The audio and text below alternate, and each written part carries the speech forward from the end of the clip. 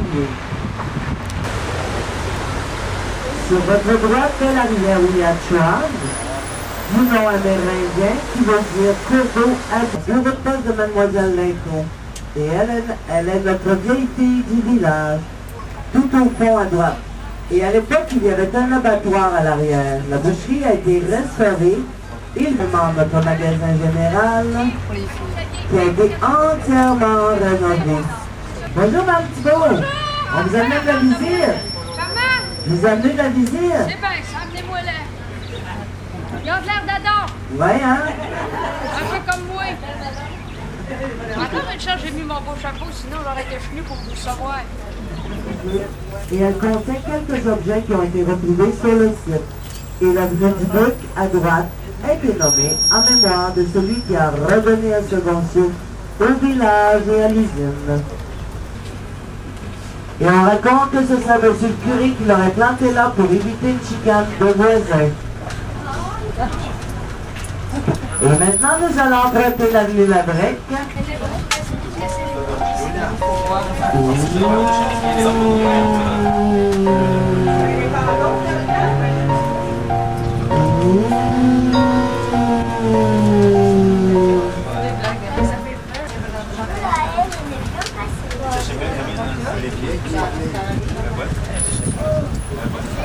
Sur votre gauche, vous allez apercevoir la petite.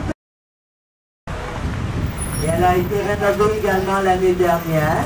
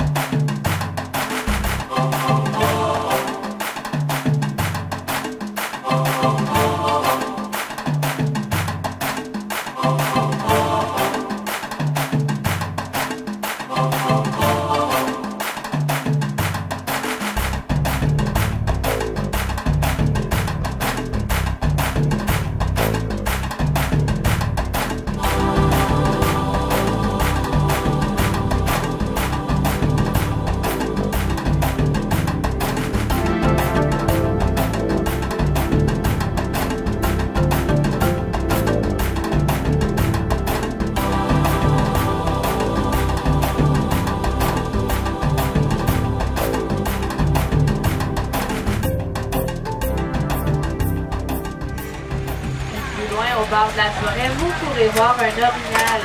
L'orignal qui est le plus grand de tous les cervidés, que leur pattes lui permettent d'être un très bon rangeur et également de très bien marcher dans la neige.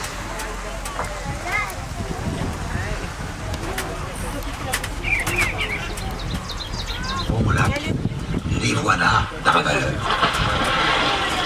C'était très difficile et très cher.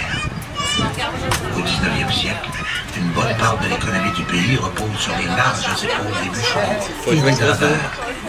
Ils sont les héros légendaires d'une époque révolue. C'est ici, sur le coin d'un comptoir, mais aussi au fond des bois ou autour d'un feu, que deux civilisations se découvrent et s'apprivoisent. Les Blancs, Européens et Canadiens, et les Sauvages, les Amérindiens. En langue indienne, comme on disait, ou en anglais et en français, les échanges de marchandises permettent aussi de troquer des brins de culture, de connaissances et de sagesse, le temps de la pêche et de la cueillette. Le camp est installé près d'un cours d'eau, plusieurs bandes, jusqu'à 300 personnes peuvent vivre ensemble sur un même site. Lorsque l'automne arrive, on veille aux dernières provisions. Il doit y avoir suffisamment de viande, de poissons séchés, de vêtements chauds.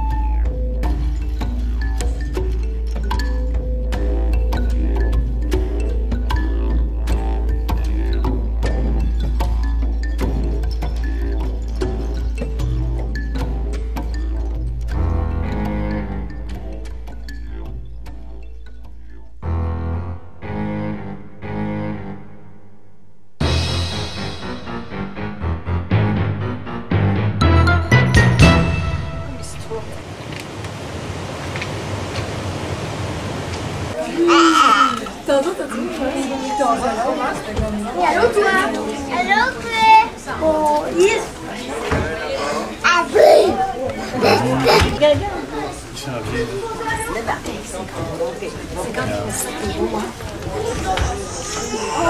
Ok, hein?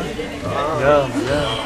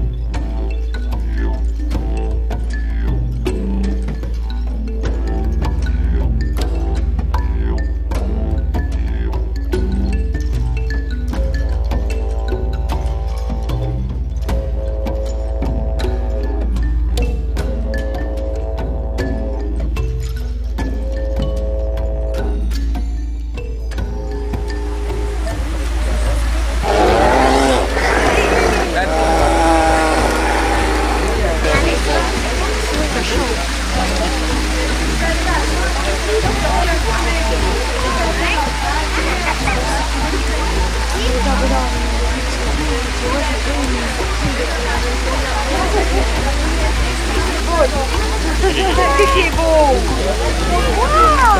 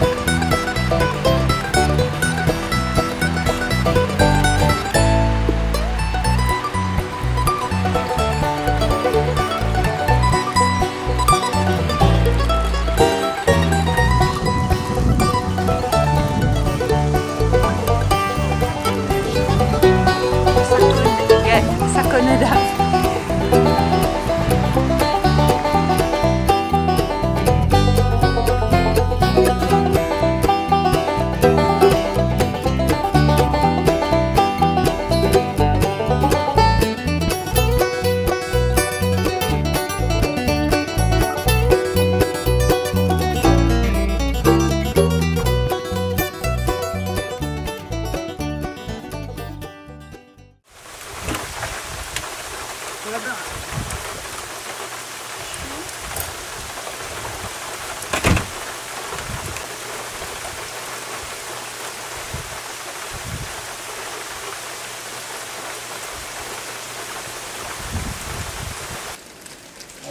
là, il y en a au moins 2.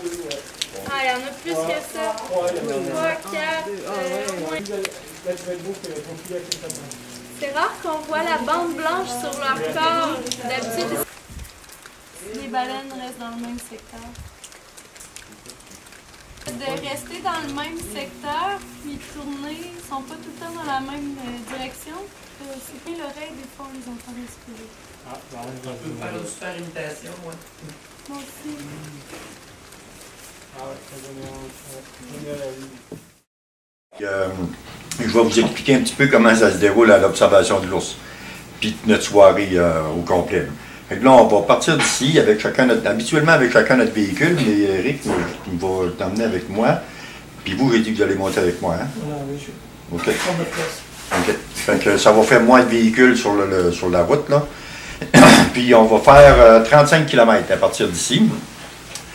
C'est dans le coin de Manic 2.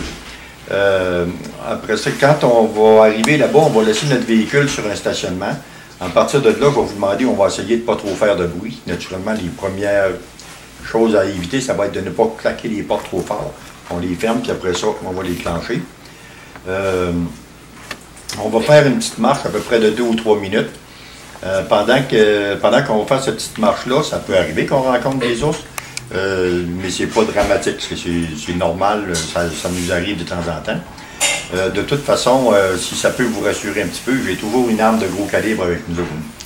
Fait que ça fait 17 ans cette année qu'on fait l'observation de l'ours. J'ai jamais eu à l'utiliser, puis je ne croirais pas qu'on ait à l'utiliser non plus, mais c'est juste une mesure de sécurité. Quand on va arriver à la bâtisse, là-bas à l'observation de l'ours, on va entrer à l'intérieur de la bâtisse. Puis à partir de ce moment-là, encore une fois, à l'intérieur de la bâtisse, on va faire attention pour toujours se déplacer très lentement. Le but de ça, c'est pas que les ours vont venir nous chercher et qu'ils vont nous manger tout rond, là. C'est pas du tout, c'est exactement le contraire. Si on se déplace trop vite, si on fait trop de bruit, on risque de les faire fuir tout simplement.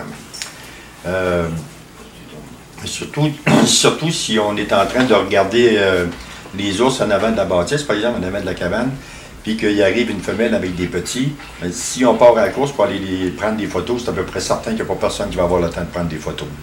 Okay? Fait qu'on essaie de toujours se déplacer très lentement, puis de façon à se donner le plus de chances possible. Si on va voir des ours, là, avant que la question vienne, moi, ma question, c'est pas si on va voir des ours, c'est combien on va en voir, puis à quelle heure on va en voir. Quand on arrive là-bas à la bâtisse, moi, ce que je fais, je vous laisse tout seul à peu près une dizaine de minutes. Je retourne au stationnement, je prends mon véhicule, je vais venir reculer devant la bâtisse où on fait l'observation pour déposer la nourriture sur le site. Pendant que je vais reculer, si jamais il y a des ours qui sont déjà rendus, c'est à peu près sûr qu'ils vont se tasser, les ours. Mais il ne sera pas long qu'ils vont revenir. Ils savent que c'est la livraison du lunch, puis ils devraient revenir assez vite. Mais à l'inverse aussi, ça peut arriver qu'on soit obligé d'attendre après les ours. Fait que si on est obligé d'attendre, encore une fois, soyez patient, puis inquiétez-vous pas, on devrait avoir des ours. Ça, c'est, comme je vous disais tout à l'heure, ma question à moi, c'est pas si on va en avoir, c'est combien on va en avoir, puis à quelle heure. Tout simplement. Parce que les animaux qu'il y a là, c'est vraiment tous des animaux qui sont strictement à l'état sauvage. Il n'y a pas de barrière, il n'y a pas de clôture qui les tient là. C'est tous des animaux à l'état sauvage. Fait que c'est juste pour ça que je vous dis, ça peut arriver qu'on soit obligé d'attendre, comme ça peut arriver qu'il soit long. Je pense qu'en gros, j'ai pas mal fait le tour de la question, là.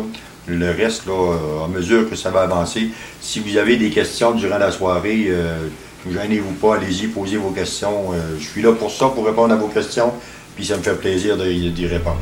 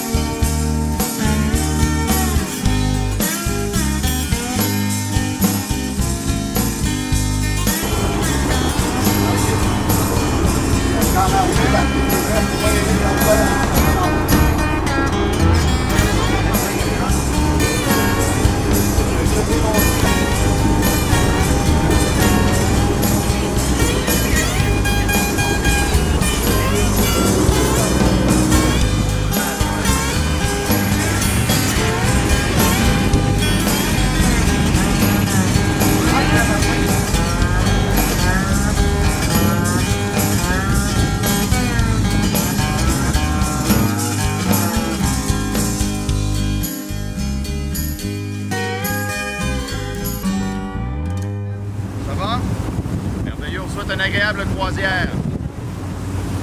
Juste une petite chose aussi, tout à l'heure, quand on va passer dans le trou du rocher percé, là, debout bien fermement sur tout ce que vous pouvez, parce que vous allez voir, ça va secouer, d'accord?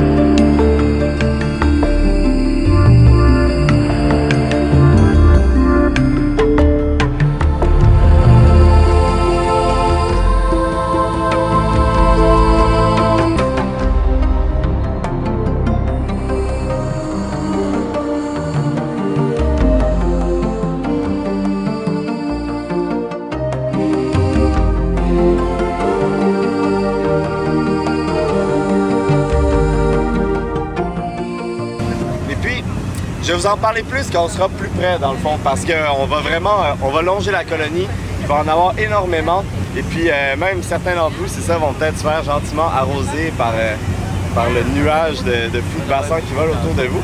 Donc on va le garder pour plus tard, mais juste très rapidement, les fous de bassin sont les plus grands oiseaux qu'on voit. On en voit un voler juste là, ils sont faciles à identifier, ils sont tout blancs, la tête bien jaune, d'un jaune safran comme on dit, avec le bout des ailes tout noir. Donc, ils sont assez faciles à reconnaître.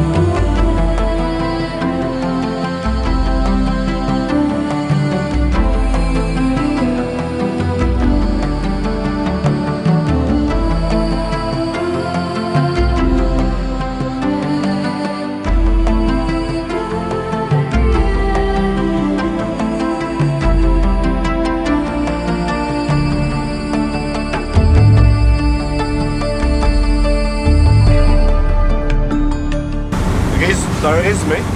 Donc, on arrive déjà de l'autre bord. Donc, si vous êtes intéressé justement par cet aspect-là historique, moi je trouve que c'est une chance d'avoir dans un parc national une histoire qui est fort intéressante. Donc, je vous conseille d'aller visiter la maison du gérant de la Leboutier Brothers. Ils vont vous l'indiquer à l'accueil, elle est juste là. À l'intérieur, il y a un interprète qui pourra vous parler justement plus amplement la pêche à la morue, comment ça se faisait, comment est-ce qu'il la préparait, le salé-séché, c'est quoi, quelle était la réalité des habitants. Donc je me présente, je m'appelle Julien, je vais partir à peu près vers les 2 épinettes. Le point de départ c'est les 2 épinettes. On va partir en balade jusqu'à la colonie, si je la trouve, jusqu'à la colonie. On va arriver à peu près pour midi et quart. Et puis j'aborde différents thèmes, la géologie, les successions végétales, la présence des insulaires, les oiseaux marins, les mammifères de l'île. Enfin, il y a 6 fois où on va s'arrêter le long du sentier, je vais parler de thèmes différents. C'est laissé là-dedans pendant 3 jours. Puis après ça, le poisson est lavé à l'eau. pour dessaler un petit peu, là, ça reste très très salé.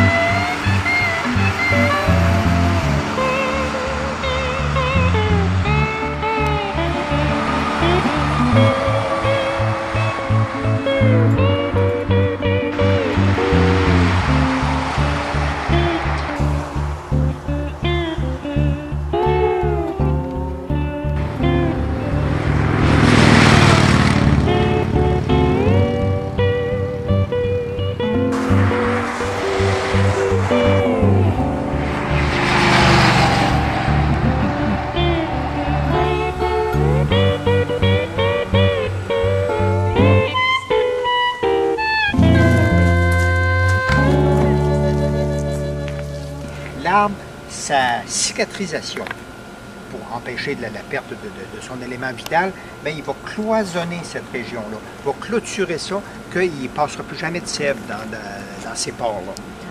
Donc, par l'action du gel et du dégel qui font monter la pression, c'est là que la sève va suinter, je dirais, goutte à goutte du trou que j'ai pratiqué. Donc, ça peut être utilisé. Celle-là, on a vu le tableau, le bas-relief à l'intérieur. Donc, c'est un chalumeau comme ceci qu'on insère dans l'entaille et auquel on accroche un petit crochet en dessous. On accroche un seau comme ça. Ça, c'était la méthode qu'on va appeler maintenant la méthode traditionnelle, parce qu'à partir d'environ 1900, 1910, 1915 à peu près, qu'on a installé ça, parce qu'avant, c'était des bacs d'écorce de bouleau blanc qu'on mettait dans la neige ou des auges en bois, mais avec un seau comme ça qu'on accroche au chalumeau, ça date d'à peu près ces années-là, et ça a été en vigueur ça, jusqu'aux années 70. C'est un très court laps de temps et qu'une infime partie de l'eau qui circule dans l'arbre que je vais puiser au printemps. C'est en quelque sorte le loyer que je charge à mon arbre pour les garder.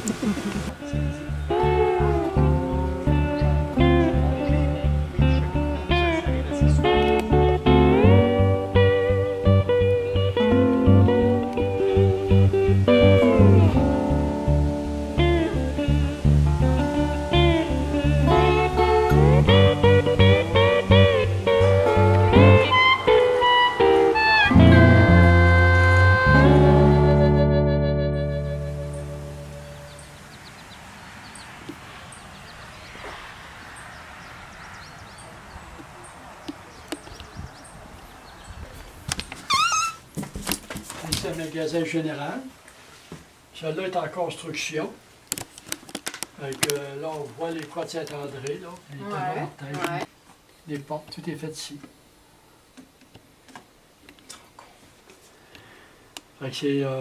C'était un vrai fun, c'était un vrai plaisir de faire ça. Ah oui, c'est une passion. Oui, c'est ça. Et c'est depuis quand que vous faites ça? Vous avez commencé quand? Ça fait 15 ans. 15 ans cette année que je fais ça à temps plein. Tout l'historique en région, à Québec aussi, des maisons. C'est fait à partir de photos. Les ethnologues ont des livres d'histoire, là. Fait que c'est les coups de cœur, les archives du Québec, tout ça, là. Fait que c'est à partir de là que je prends mes photos. Fait qu'il n'y a pas une pareille, puis je voulais pas en faire 3 pareilles. Je copie pas sur... ça ne m'intéresse pas d'en faire 3 pareilles. C'est pas intéressant. Et je vais avoir une sorte de maison, un autre modèle de maison, une autre sorte de maison. De provenance de l'Europe, du Québec, c'est les maisons canadiennes qu'on appelle. Il y a la Bretagne aussi, j'en ai, ainsi de suite, là, ouais, c'est ça. C'est ça, oui. Ouais.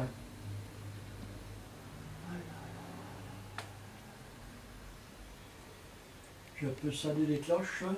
Ah ouais? Le bateau, le Saint-Christin. Ça part au mois de novembre, aux premières neiges, puis ça revient au mois de mars à la forme des neiges. Fait qu'il y a l'impression qu'il dit, tu ne passeras pas l'hiver les 2 pieds dans le fourneau, là. Tu vas te chauffer, mais rien faire. Fait que, ouais, faut travailler, puis faut vivre, fait que c'est ça, ça prend du travail. Clé parce que ça donne rien pour tout de suite, là. Ça ici, c'est une berline d'habitants.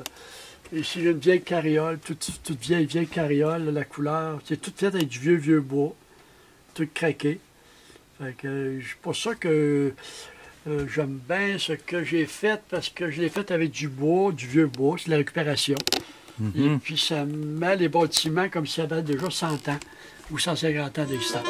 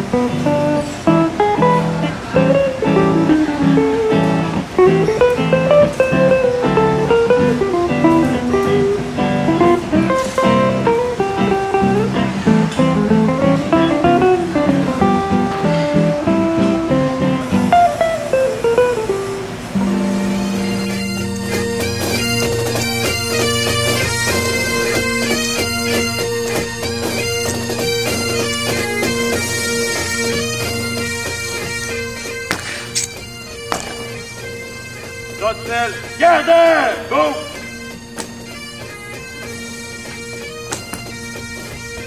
Trottinelle, à l'épaule! 1!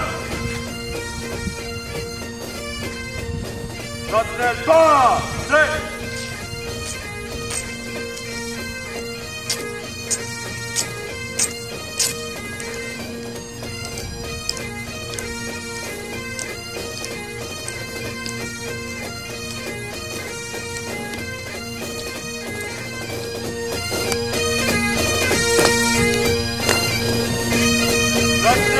Par la gauche, pas de cadencer. 1.